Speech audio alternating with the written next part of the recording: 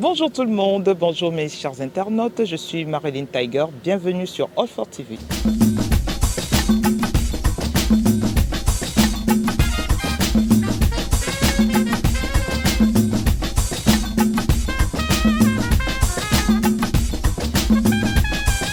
Bienvenue sur All for TV, votre nouvelle chaîne d'émissions basée sur des sujets politiques, culturels, sociaux, sans oublier les potins. Voilà, comme convenu, c'est le lancement, aujourd'hui c'est le grand jour. Pour la première de cette édition, j'ai le plaisir de vous présenter un artiste franco-camerounais. Direction Monaco pour vous présenter Monsieur Mystic Man. Pour cela, nous allons devoir voyager ensemble. Allez, suivez-moi. On this planet, don't you forget.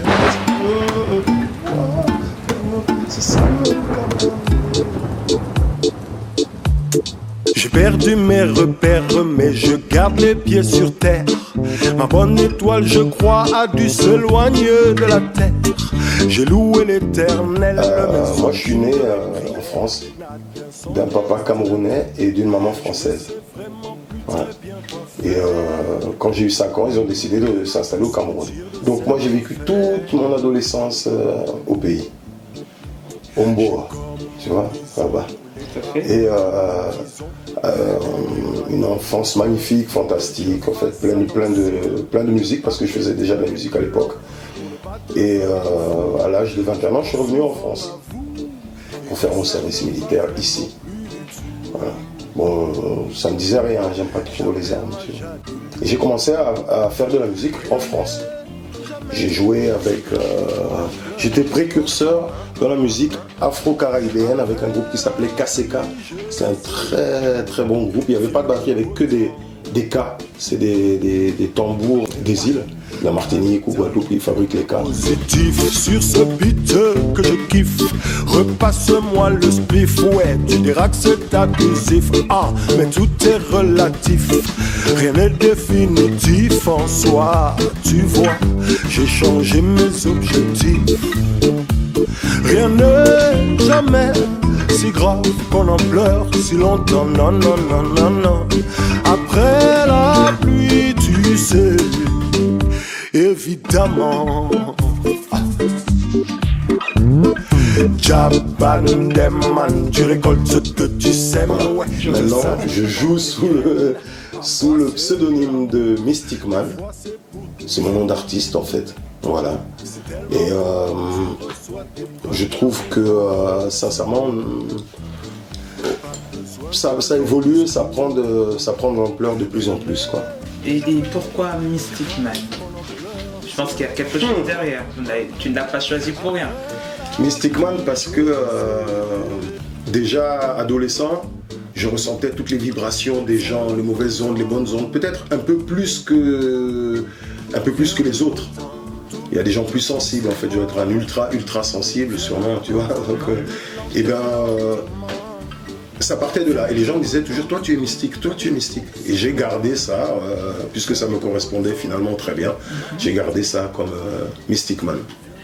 Aide-moi à comprendre, à découvrir. Le Cameroun c'est magnifique, très particulier mais magnifique, vraiment.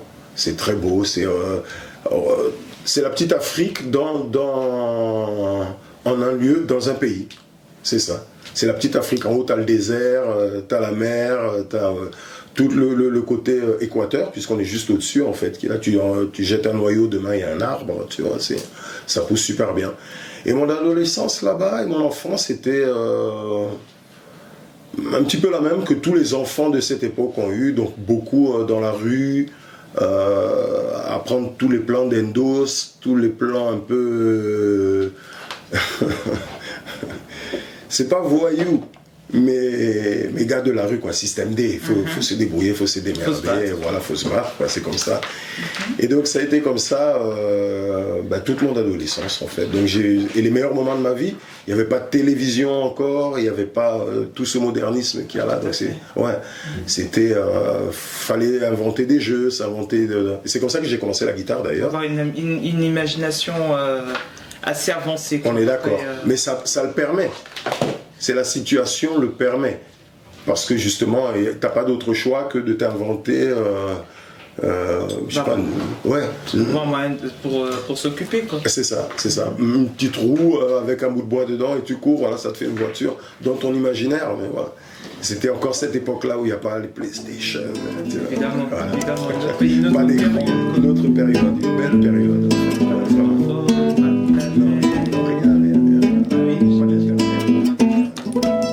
Te quería gracias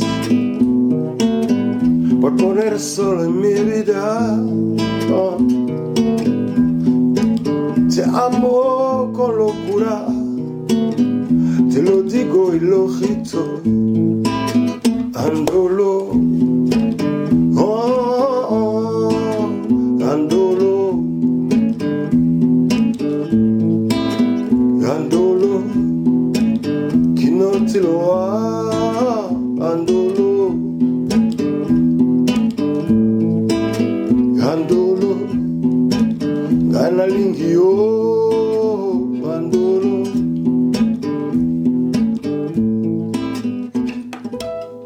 Ouais, alors je suis au début, en fait, quand j'étais au pays,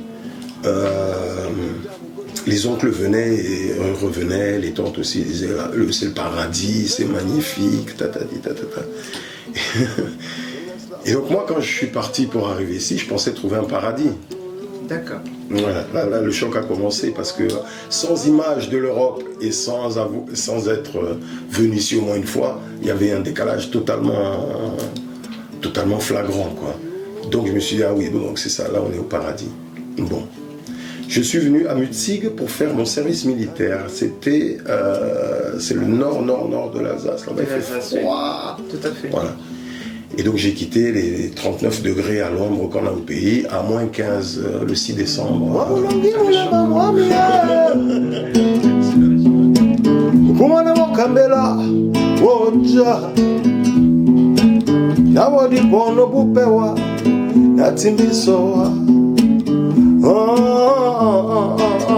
Andolo,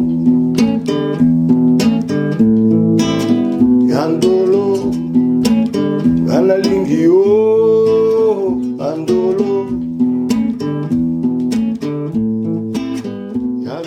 Avec 3 jours de retard en fait, je suis arrivé, j'ai vu un sergent devant la porte qui m'a vu avec mon sac et il m'emmène directement dans le bureau du colonel.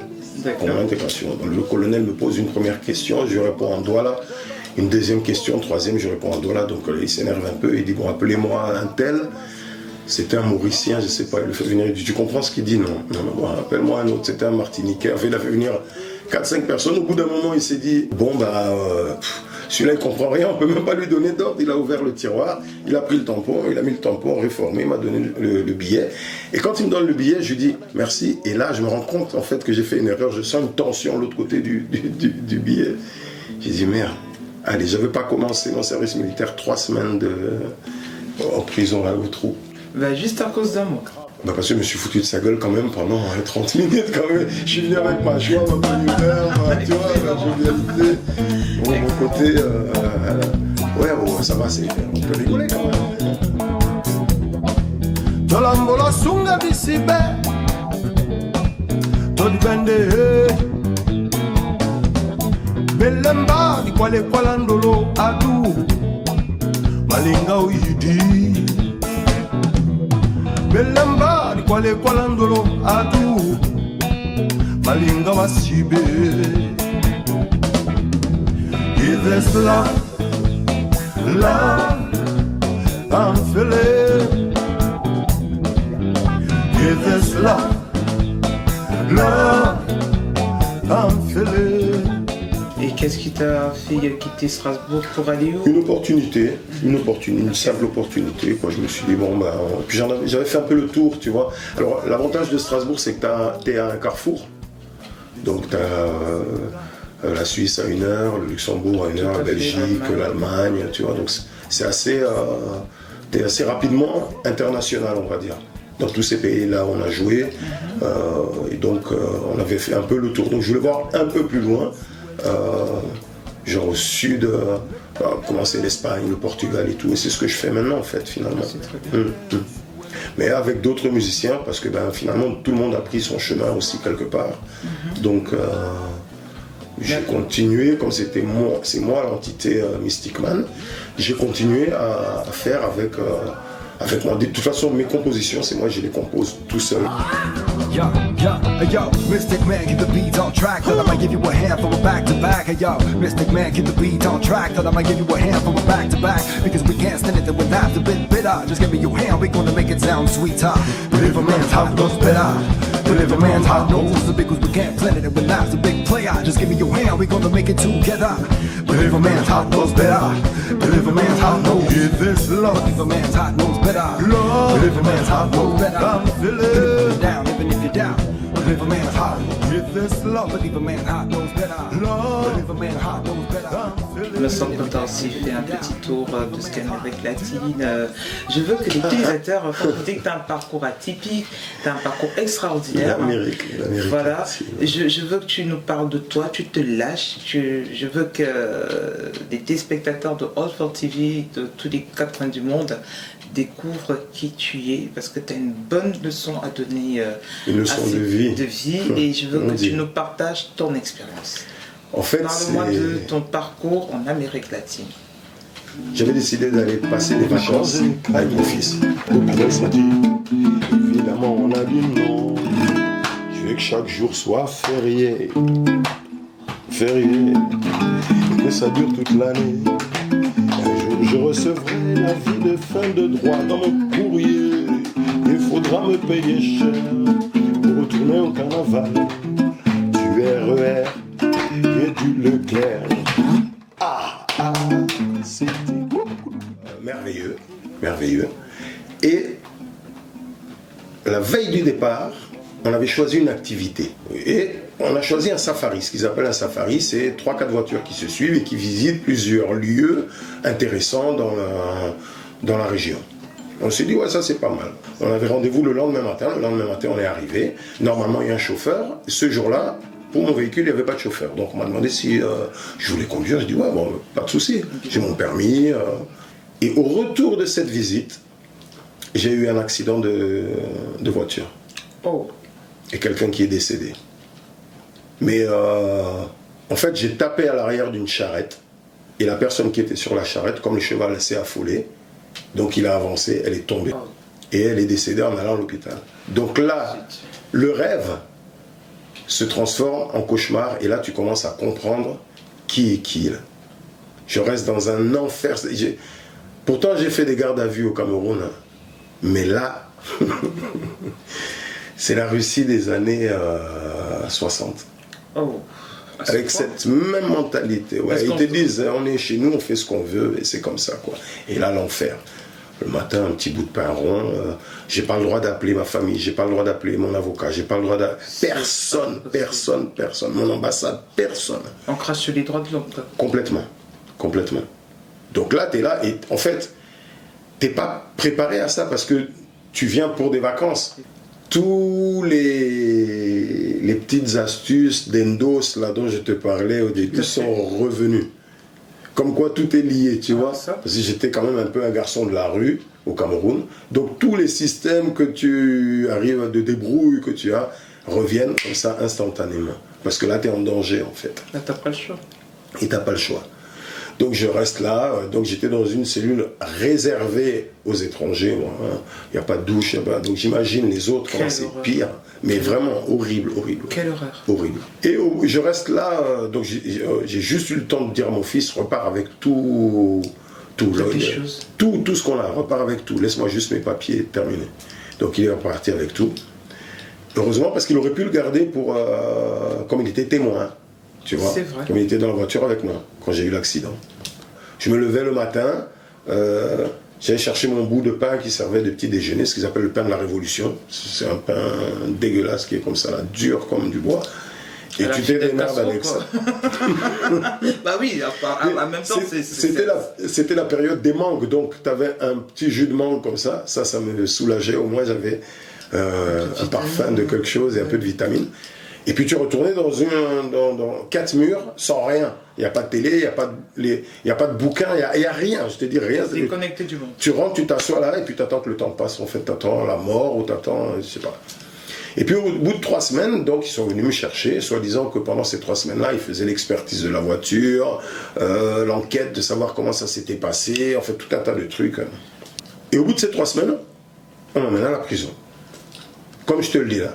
Voilà. Donc bienvenue dans cet univers horrible.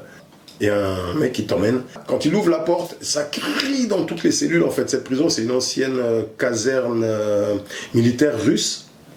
Donc avec vraiment encore les lits alignés comme ça, c'est des dortoirs. Quoi, oui, dortoirs à l'armée. Et même dortoirs qu'à l'armée, c'est exactement ça. Il y en avait 4 grands dortoirs. Et là, tu es 80 personnes, voire 100 personnes, alors que normalement, ils sont faits pour 30, 32. Donc ils ont collé les lits les uns aux autres pour trouver toute la place. Il y en a qui sont dans les chiottes, il y en a qui sont à la cuisine. Et moi, comme le dernier arrivé, j'arrive, et bien on me dit, ouais, là, il y a une place sur ce lit à la cuisine. Un matelas pourri, puisque le matelas, il y a tous les autres prisonniers qui sont passés avant toi. Donc un enfer. Celui d'en bas, il bouge, toi tu es en haut, tu vas faire comme ça. Un enfer. Et donc là, j'arrive. On se paraît dans un camp de concentration, entre guillemets, moderne, quoi. C'est ça, c'est un peu ça en fait. C'est un peu ça. Et puis ils te font très bien comprendre que ici, on est chez nous, on fait ce qu'on veut. On fait de toi ce qu'on veut. Voilà. Rien à dire. Donc, et tu t'en rends très vite compte, en fait, personne ne peut rien faire pour toi. J'ai un ami qui travaille, qui fait partie du diocèse à Monaco, qui a appelé le Vatican. Ils m'ont envoyé 2 émissaires. Les mecs, ils m'ont dit, qu'est-ce que tu veux qu'on fasse pour toi? Et sortez-moi de là. On va renvoyer l'information. C'est pas possible. C'est jamais rien passé, en fait. Comme c'est la cuisine, il y avait un grand plan de travail moucheté, noir et blanc, tu vois, et je vois le robinet. J'avais super soif, en fait, donc je me suis dit, tiens, je vais quand même aller m'hydrater un peu. Et là, j'arrive, je mets la main comme ça sur le robinet, et là, des milliers de mouches, des milliers de mouches qui montent comme ça. Mon Dieu, et là, je craque, je me dis, putain, c'est pas possible, je suis où là? En fait, un peu plus loin, il y a une porcherie, et de l'autre côté, il y a un élevage de poules de cette prison-là. Et c'est fait exprès, comme ça, il y a des mouches tout le temps. Pour te coucher, même avec la chaleur qu'il y a à Cuba, tu te couvres avec un drap, parce que sinon, tu dors pas, tu es tout le temps comme ça, tu commences à avoir des tics. Ouais. Aucun avocat étranger ne peut intervenir à Cuba. Tu es obligé de prendre un avocat cubain proposé par l'État.